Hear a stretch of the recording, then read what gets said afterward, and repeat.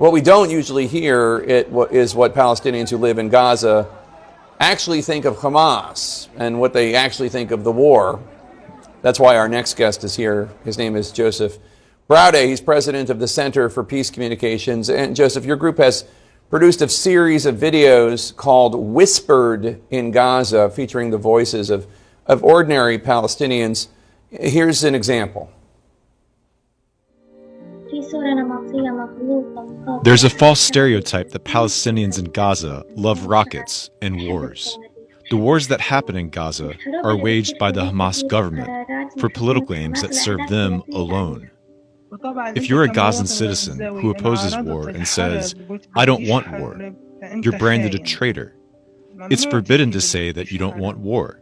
They exploit us under the pretext of resistance. Consider the wars that happened in 2008, 2012, 2014, and 2020. They made profit out of it, and only the people suffered. Whenever there's a war and they get more aid money, they're the ones who benefit, and we get nothing.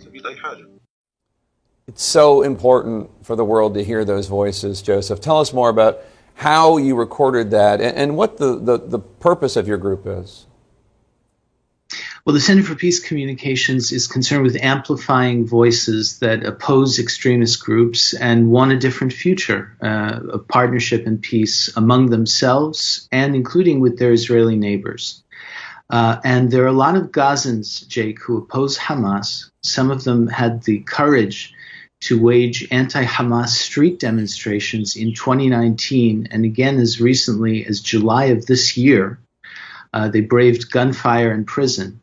But the world hasn't paid much attention to them, and they still want to be heard. So we launched an initiative to interview many Gazans across the Strip from all walks of life and platform them safely by working with a team of animators and illustrators to do visual representations of the stories those voices told.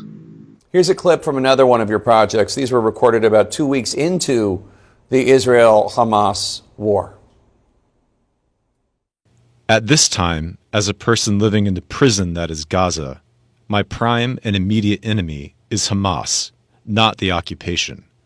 I have no house, no life, nothing. We're condemned to suffer because of this stupid organization. Who made us live in poverty in Gaza?